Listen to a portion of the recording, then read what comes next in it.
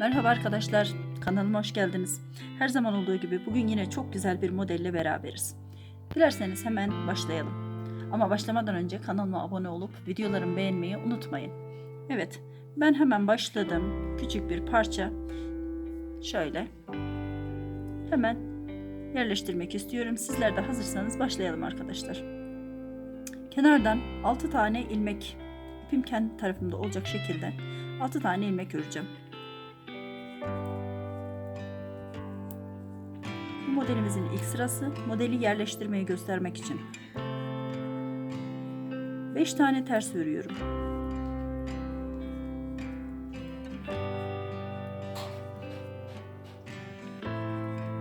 Yine 5 tane düz örüyorum.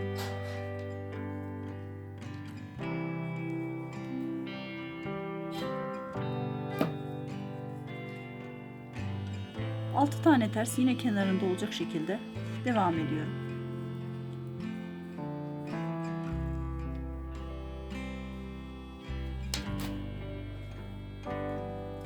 Kenarda 6 tane ilmek bırakmak zorundayız. Dediğim gibi her zaman dikiş payını unutmamamız gerekiyor. Evet. Şimdi kenardan 2 tane ilmeğimizi yön değiştirerek ikisini bir alıyoruz.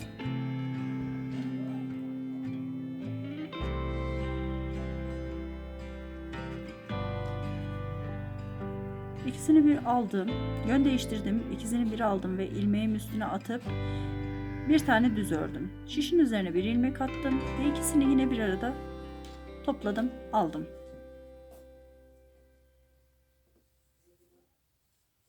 Aradaki 5 tane düzümü örmeye devam ediyorum.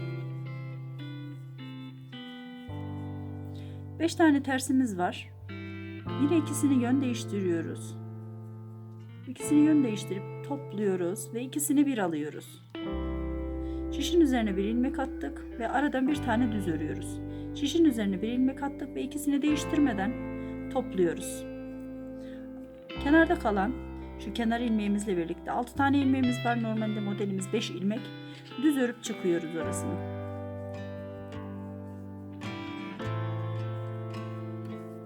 Modelimizin ön yüzüne yerleştirdik modelimizi. Örgümüzün. Arka tarafından ters olan ilmeklerimizi ters, düz olan ilmeklerimizi düz örmeye devam edeceğiz. Evet.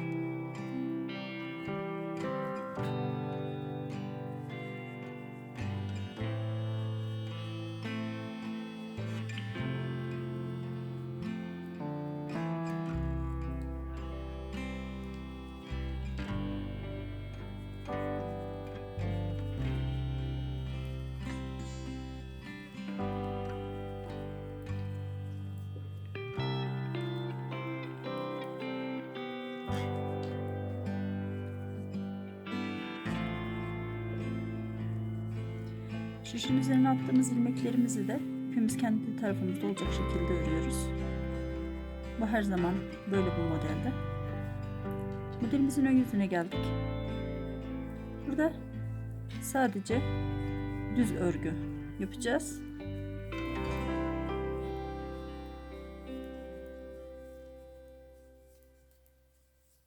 Bütün ilmeklerimizi düz örgüyle bitiriyoruz.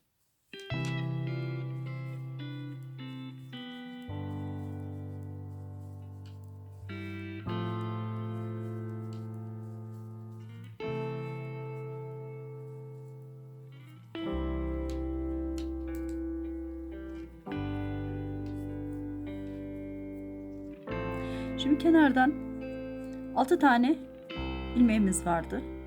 Bu 6 tane ilmeğimizi ip karşıda olacak şekilde düz örüyoruz. Yani modelin yüzüne ters gelecek. Sayıyoruz. Kenardaki ilmeğimizin sayısını unutmazsak ortadaki ilmeklerimizin sayısını denk getiririz. 6 tane koydum ben. Şimdi aradaki 5 tane ilmeğimi ters örüyorum. Sayacağım. 5 tane ilmeği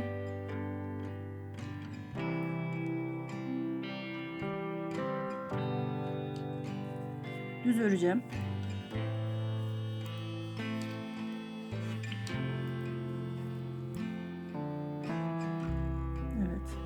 Yine en sonda kalan 6 tane ilmeğimi yine ters örmeye devam edeceğim.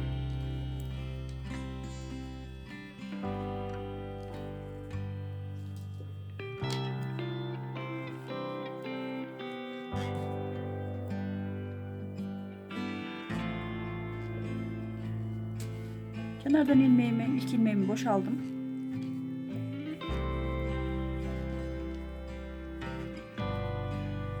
Bu sırada hepsini düz örüyoruz arkadaşlar. Bütün ilmeklerimizi düz örüyoruz. Modelin ön yüzündeyiz şu anda.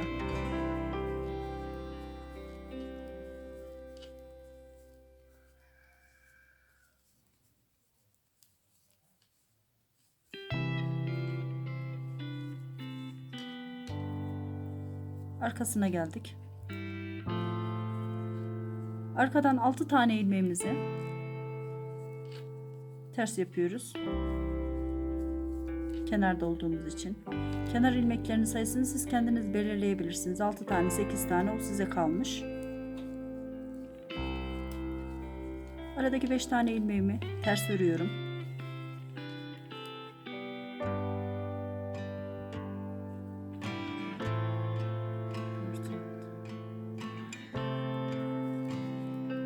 Beş tane ilmeğimi düz örüyorum.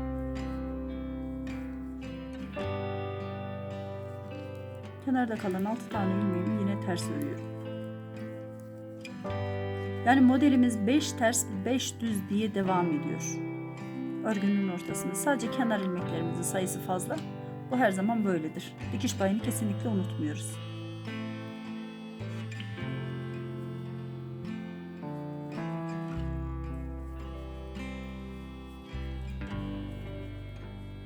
Şimdi yeniden modelimizi yerleştirmeye geliyoruz. 6 tane kenarda ilmeğimiz var. Ve 5 tane tersimiz var. Bu 5 tane tersin ilk 2 tane ilmeğini, ilk 2 tanesini bakın yer değiştiriyoruz ve ikisini bir arada alıyoruz. İkisini bir arada aldık ve bir ilmeğe sahibiz. Şişin üzerine bir ilmek attık. Ortadaki ilmeğimizi düz ördük. Yine şişin üzerine bir ilmek attık. İkisini bir aldık. İlmek değiştirmeden. 5 tane ilmeğimizi, düz ilmeğimizi ördük. Yine geldik. Bakın 2 tane ters ilmeğimiz. İkisini bir arada aldık. Ters değiştirip ördük. Şişin üzerine bir ilmek attık. Şişin üzerine ilmeğimizi attık. Ortadan bir tane düz örüyoruz. Yine aynı şekilde 2 ilmeğimizi yer değiştirmeden bu defa ikisini topladık, ördük ve kenardaki ilmeğimizi ördük. Modelin arka yüzünden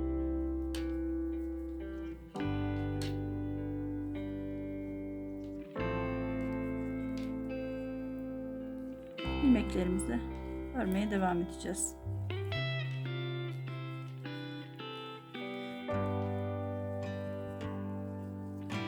Bu sırada bütün ilmeklerimizi düz örüyoruz. Bunu sakın unutmayalım.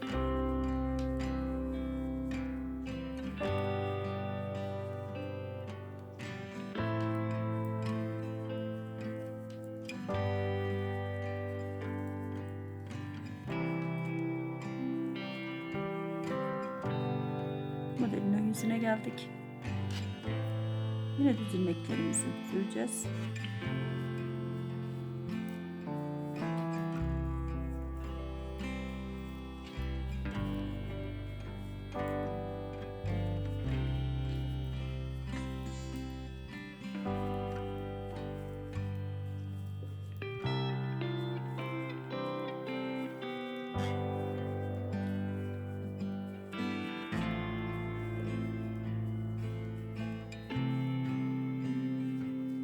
Bebek kıyafeti yapmak için çok güzel bir model.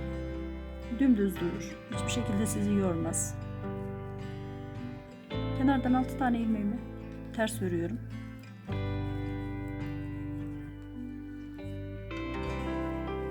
Beş tane ilmeğimi düz örüyorum. Bakın modele tekrar başladık. Yine 5 tane ilmeğimi ters örüyorum.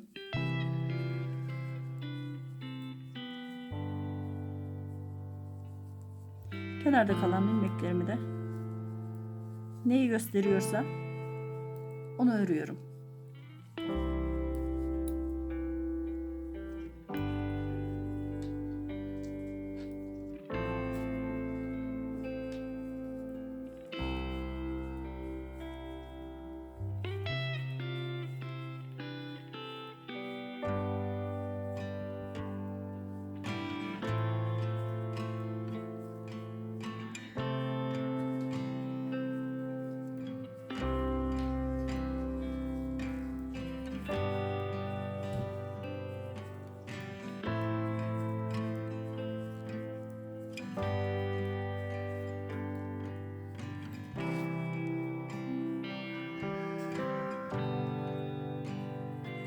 Modelin arka yüzüne geldiğim zaman ters ilmeklerimize devam ediyoruz.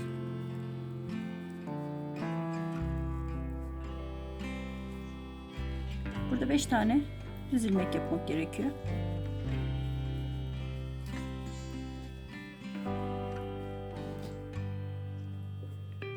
Beş tane ters ilmeğimiz var. Kenardaki 6 tane ilmeğimizi de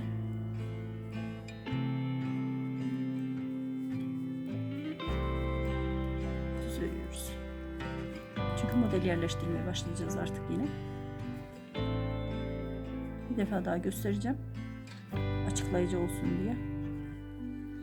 Şimdi kenarda 6 tane ilmeğimiz vardı. Birini boşaldık.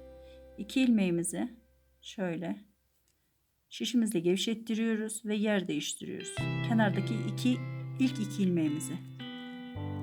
İkisini aldık. Şişin üzerine bir ilmek attık. Ortadakini düz ördük. Şişin üzerine bir ilmek attık ve kenardaki 2 tane ilmeği yer değiştirmeden topluyoruz. Ve düz örgümüzü yapıyoruz. Arada 5 tane düz örgümüz var. Yine geldik modelimize. İlk kenardaki ters örgülerimizi yer değiştiriyoruz. İkisini topluyoruz. Şişin üzerine ilmek atıyoruz. Ortadaki ilmeği düz örüyoruz. Aynı işlemi arka taraftaki tersler için de yapıyoruz ama burada ilmek değiştirmiyoruz. Sadece topluyoruz. Yönü aynı.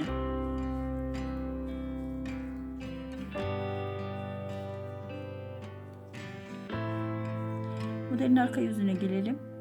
Önüne geldiğimiz zaman tekrardan modeli göstereceğim. Nasıl olduğunu.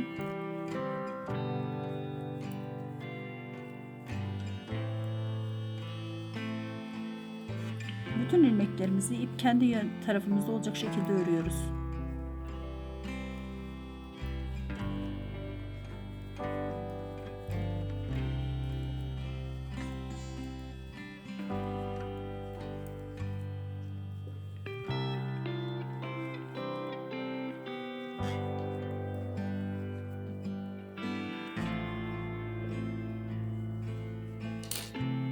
Modelimin yüzüne geldiğimiz zaman modelimiz çıkmıştır arkadaşlar. Büyük modelimi tekrardan göstermek istiyorum. Şöyle tekrardan göstereyim büyük modelimde, bakın. Çok hoş duruyor. Çok düzgün duruyor. Bence çok hoş. Şöyle rahatlıkla herkesin yapabileceği çok tatlı. Bebek kıyafetleri için özellikle belirtiyorum. Bebek kıyafetleri için çok mükemmel bir model. Çok kolay yapılışı. Evet arkadaşlar, bugünlük de bu kadar diyorum. Kanalıma abone olmayı unutmayın. Videolarımı beğenmeyi unutmayın. Kendinize iyi bakın. Sağlıcakla kalın. Hoşça kalın.